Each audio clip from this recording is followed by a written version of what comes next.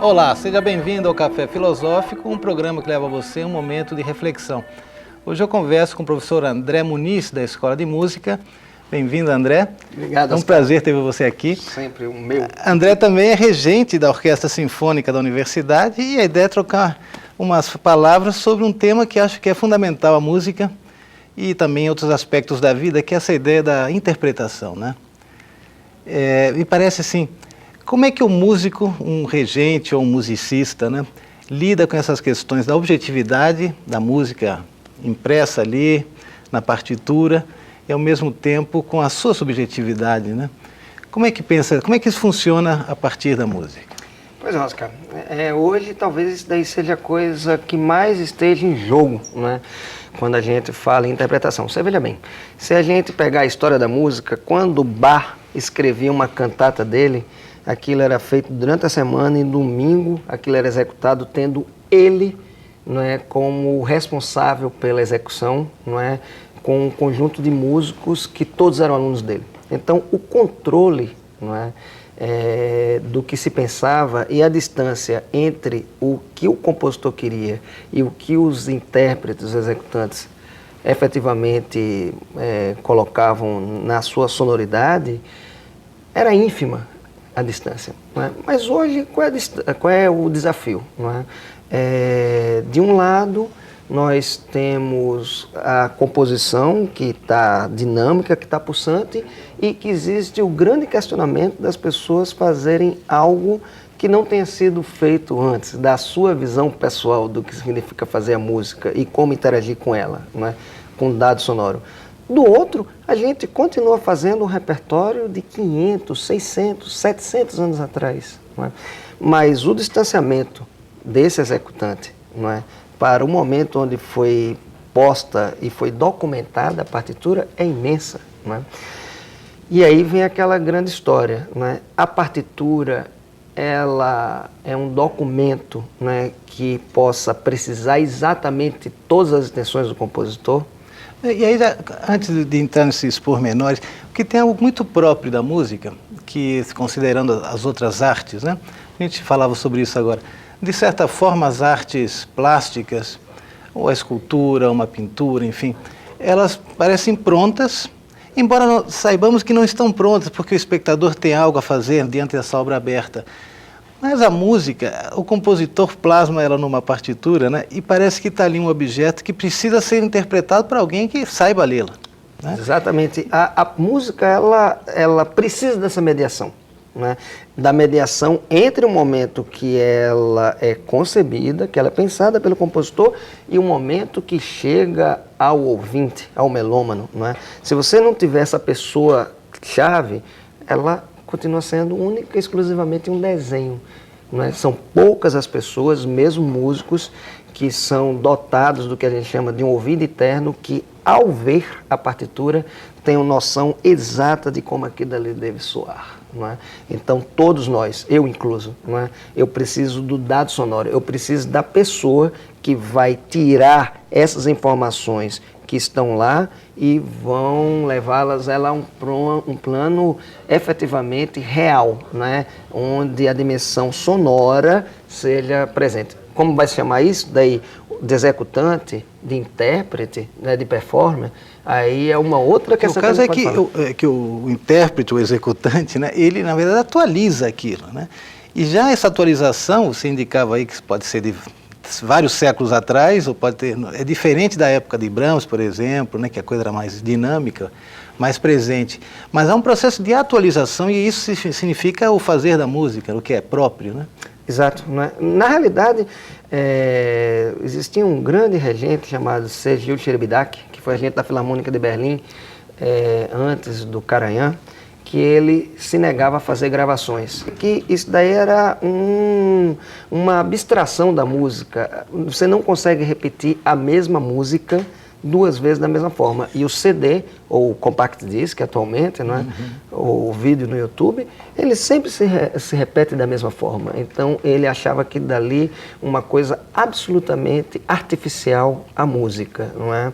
Nesse sentido ele só fez 2 gravações para FAO, não é? Por uma questão humanitária. Ele fez 2 gravações que se tornaram gravações, né, de altíssimo nível. De qualquer forma, esse papel de como você faz renascer e o que você faz efetivamente valorar nesse reviver e nessa reatualização da partitura é onde está a questão de qual é o limite que cabe a esse intérprete. Qual é o limite dessa fidelidade ao que o compositor colocou? Porque você indicava, por exemplo, que há uma certa exatidão na partitura e que o intérprete vai colocar isso, né, no som do seu instrumento.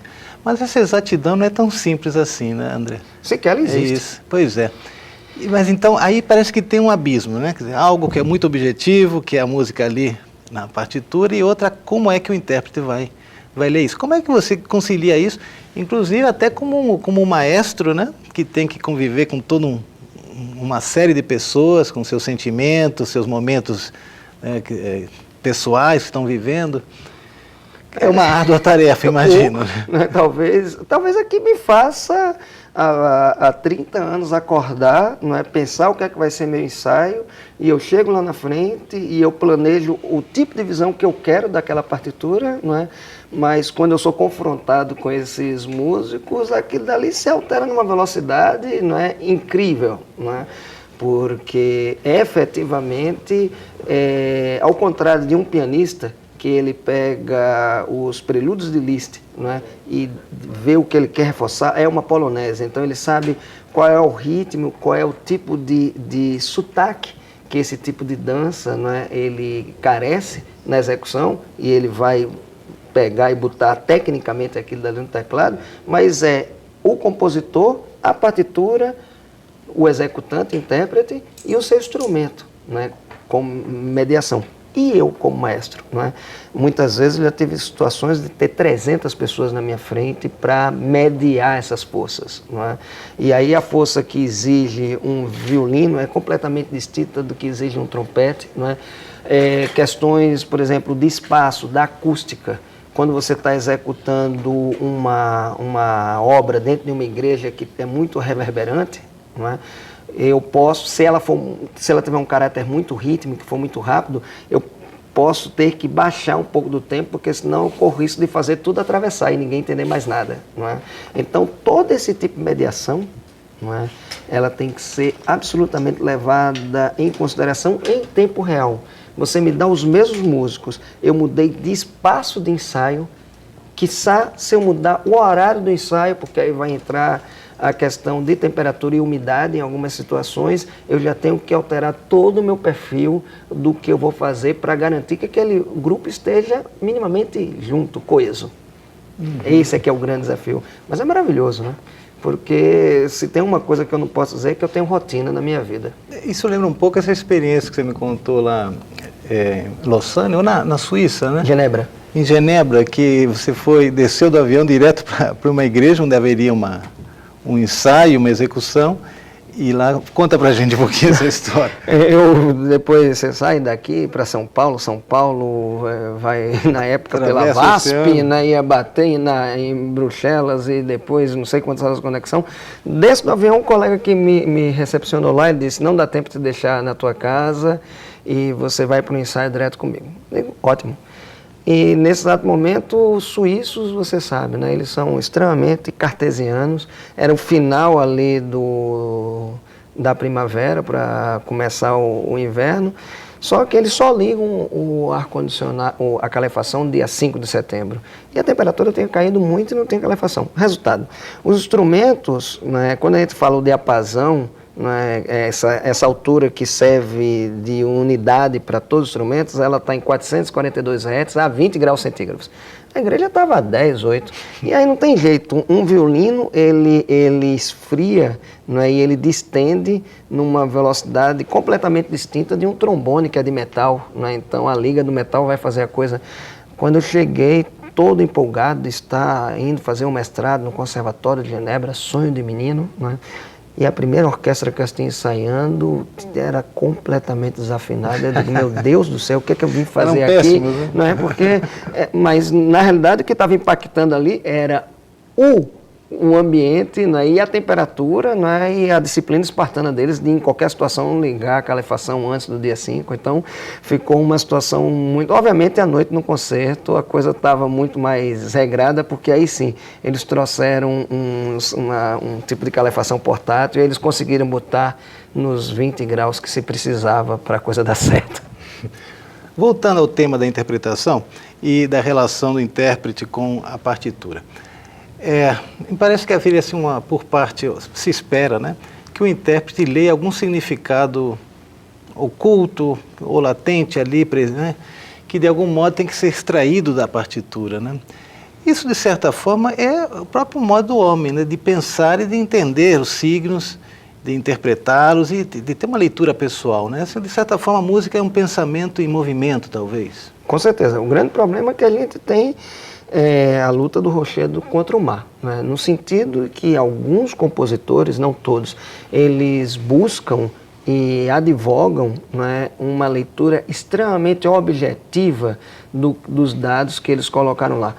Eu, particularmente, acho que isso daí a gente trabalha para aproximações, né, mas nunca vai acontecer de você fazer exatamente tudo que o compositor disse. Eu até trouxe, se me permite, Oscar, uma frasezinha do Stravinsky, um desses que tem uma leitura muito objetiva, né, do ato da sua execução. Não é? E ele dizia o seguinte: o talento do executante reside precisamente na sua capacidade de ver o que contém a partitura e não em sua decisão de encontrar o que nela gostaria. Não é? Ou seja, ele absolutamente ele abstrai, né, e ele coloca que não precisa dessa mediação do intérprete, que todas as informações, a leitura correta dos signos que lá ele apôs, ela é suficiente para garantir que sempre aquela coisa seja executada com o som de Stravinsky. Mas é possível isso mesmo? Óbvio que não. Bom, pelo menos Óbvio isso. que não. Eu acho que a gente falando de Stravinsky, eu gosto muito de falar de Stravinsky porque a gente sempre tem uma coisa, existem os práticos da música, existem os filósofos da música, não é? Ou os antropólogos da música, e é muito bom, em poucos momentos a gente teve pessoas na história que tenham tido os dois papéis, não é? Uma delas, e talvez a mais icônica no século XX, é justamente o Stravinsky, não é? No momento que ele teve que fazer 6 seminários no Curtis Institute, isso daí depois se transformou numa obra que é de referência para todo mundo que vai falar sobre música no século XX, interpretação, execução, que são o livro dele chamado Poética Musical. E nesse livro, né, ele justamente vai colocar muito essa coisa de você seguir fielmente e com bastante escrúpulo o que está na partitura. Aí eu e um aluno meu que hoje é doutorando, né, o Erickson, nós fizemos uma pesquisa bem engraçada. Pegamos esse conceito de objetividade e subjetividade e pegamos uma obra dele chamada A História do Soldado. E pegamos 3 gravações com praticamente 18 anos de distância entre a primeira e a última. Do próprio Stravinsky. Do próprio Stravinsky. O Stravinsky, que advogava que não existe o papel do intérprete, que você precisa ter executantes fiéis ao que o compositor quer. Então ele se colocou nesse papel, executando a obra dele. E aí ele colocava lá, né, assim, na Dança do Diabo, uma das passagens, ele queria que ela fosse executada a uma velocidade de 162 semínimas por minuto. Né? Bom, na primeira gravação ele até fez um pouco mais rápido do que isso. Na segunda ele fez ao redor de 162, né? Na última ele fez a 140, muito mais lento do que ele mesmo intencionava. Isso daí é uma das questões que a gente pode Mas ele foi colocar. questionado sobre isso?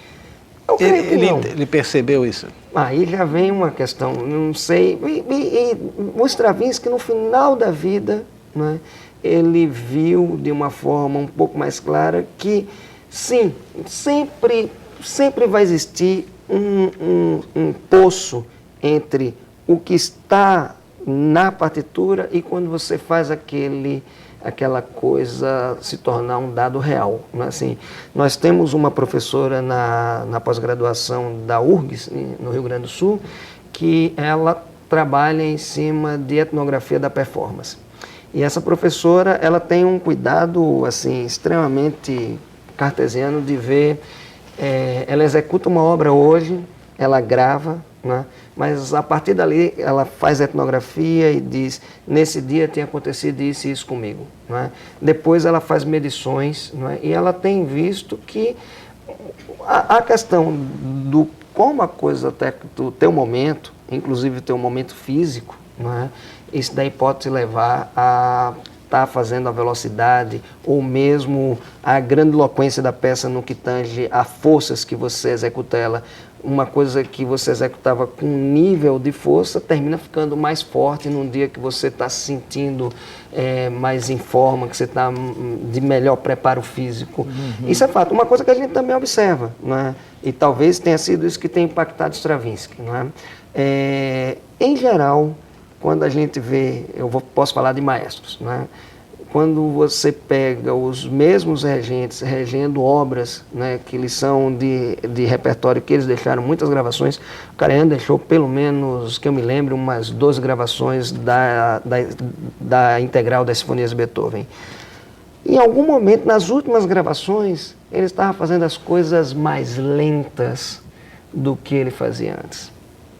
Talvez daí seja o impacto do seu próprio organismo, né, impactando na sua concepção, na forma como ele interpreta a peça. Porque eu estava pensando, por um lado, o que Stravinsky coloca, essa objetividade, é uma aposta por uma certa impessoalidade do sujeito. Quer dizer, parece que o sujeito sucumbiria a uma opinião impessoal, que ele está ali quase que sem sentimentos, sem problemas.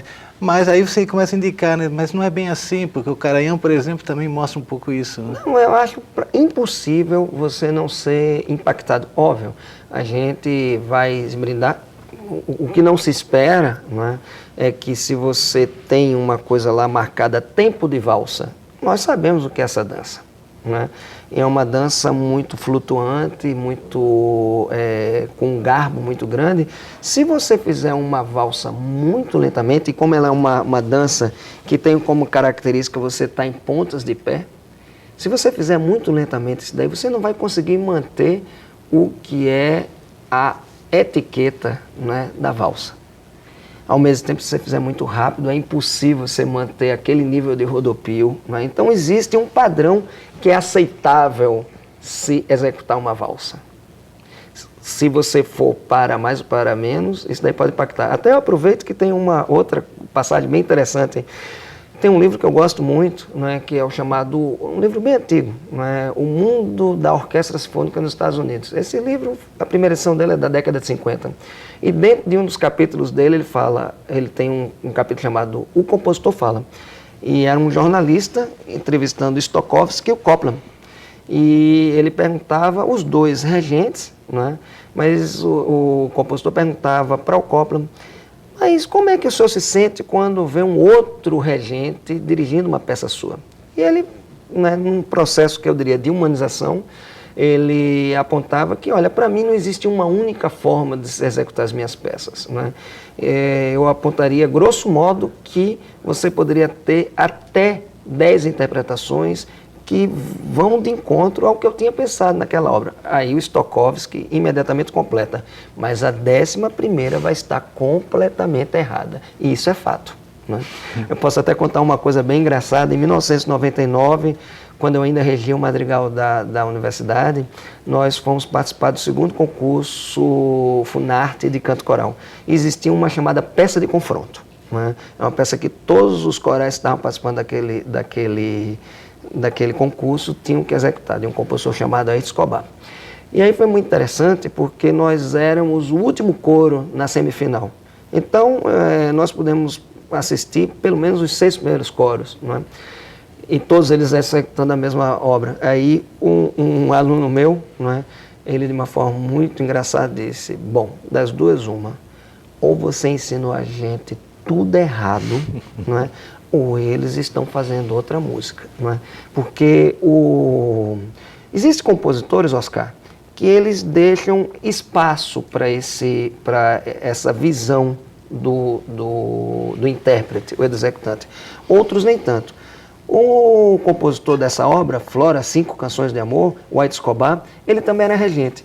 E ele botou a coisa no nível de precisão do uso de articulações, dizer qual era a velocidade, qual era o tipo. A própria nota introdutória dizia que ele tinha baseado as melodias num tipo de leitura um pouco de bossa nova, né? Então, quando você fala em bossa nova, por exemplo, não precisa ser grande conhecedor, por mais que você goste da música de Nelson Gonçalves, não é? Mas é completamente distinta a forma de execução dele, o sotaque dele, em detrimento de uma pessoa como João Gilberto. Não é? Se você pega João Gilberto, Miúcha, a sonoridade da bossa nova era uma sonoridade muito mais coloquial, pequena, não é? E os grandes cantores de rádio da década de 40, eles tinham vozes que eram poderosas, não é? Então a gente não consegue pensar, quem escuta muito bossa nova, de um Nelson Gonçalves usando todo aquele poderio e aquele vibrato que ele tinha, um Orlando Silva, para cantar uma bossa nova. Aí o White Escobar disse: ó, essa obra tem reminiscências e melodias da bossa nova, eu busquei um clima mais íntimo, não sei o quê. Bom, aqui dali ele já deu uma bússola para a gente do que ele queria escutar. Eu tentei ser, até porque era um concurso, ser o mais fiel possível daqui dali e trazer o máximo desse caldo, né, desse sotaque chamado bossa nova. O que é que aconteceu? Os outros grupos passaram absolutamente por cima desse daí, não é? Então aí sim você via grupos usando um nível de vibrato muito forçado, não é? Fazendo grandes mudanças de dinâmica, a coisa saía de uma coisa muito forte para uma coisa muito piano, muito suave, em frações de segundos, não é? Então, e eu tentei dar um jogo muito mais natural, muito mais próximo da forma como se fala. Resultado, a leitura que o meu aluno fez foi certíssima, não é assim? Quando eu escutava os outros executando, algo diferente, eles estavam realmente em outro planeta. Por sorte, o júri e o próprio White Escobar depois veio conversar conosco, achou que nós estávamos fazendo a coisa certa, porque nós ganhamos, né, a melhor interpretação de peça de confronto. Não é? Mas podia ser que essa não fosse a visão, que eles estivessem buscando, sim, um olhar muito particular desse intérprete. Porque com a tua experiência, certamente são os compositores vão se diferenciar bastante nessa notação, tipo assim, na indicação do andamento, das nuances. Alguns se esforçam mais. Você está dizendo que esse, por exemplo, indicava tudo. Aí vai caber ao intérprete entender isso tudo, né? Exatamente. E principalmente a gente tem que entender que na história da grafia musical, né, como eu disse, na época de Bach ele estava escrevendo para o grupo que ele dirigia, né? Então ele não tinha que se preocupar de estar isso daí porque ele sabia o que ele queria. Não é? A partir, quando a gente chega no século XVIII, por volta de 1750, não é? A gente começa a ver que a música europeia ela começa a transcender essa coisa de uma obra ser executada aqui, não é, pelo grupo e pelo compositor para que ela foi feita. Então você começava a ter músicas feitas por compositores italianos sendo executadas na Rússia, música francesa sendo executada na Alemanha, e aí já não tem essa proximidade. Nesse momento, um grupo bem específico, a Orquestra de Mannheim, que era formado por compositores, isso era uma coisa certa, né? Eles começam a ter a obrigação de grafar exatamente tudo, a articulação, dinâmica, e a forma de escrita da partitura se altera a partir dali. Bom, André, tinha muitas coisas para conversar, de certa forma, essa indigência musical que a gente vive hoje, né? E tá, até dos projetos da Orquestra Sinfônica que vem pela frente, está ensaiando Brahms, me parece? Exatamente, a gente está preparando o nosso próximo concerto, o segundo concerto dessa temporada, dia 16 de junho, né? E nesse concerto vai ser uma coisa bem interessante, porque de um lado a gente tem a primeira sinfonia de Brahms, que foi a que ele compôs quando ele recebeu o título de doutor honoris causa dele, na Universidade de Karlsruhe. E, paralelo a isso daí, a gente faz também uma obra nada a ver. Brahms, o ápice da música pura, a música pela música, né? E do outro lado a gente pega um compositor argentino, né, e uma obra chamada Estância, né, e essa obra, ela efetivamente era um balé que conta a história das estâncias dentro das fazendas, né. Vai ser aqui na Escola de Música na mesmo. Escola de Música, dia 18, é um sábado, né? Dia 18, um sábado, às 20 horas, e a gente sempre com essa preocupação grande lá de não fazer só a música, não fazer só o entretenimento, mas fazer a formação, porque estamos dentro de uma universidade e acreditamos nisso. A gente está sempre tendo um projeto das palestras pré-concerto, onde a gente analisa como é construído, né, a drama musical, como é que a pessoa, a partir de audiovisual, a gente já prepara a pessoa para o que ela vai escutar lá dentro. Não é? Porque se você, muitas vezes as pessoas dizem, eu gosto de música, mas não entendo nada. Não é? Se você bota uma orquestra na frente, a pessoa vai escutar o violino aqui, a viola ali, mas não é tudo igual. Não é? O que a gente tenta mostrar para ela é como aquele drama ele se desenvolve, quais são os elementos que são preponderantes. É o lado do professor que está falando. Sempre.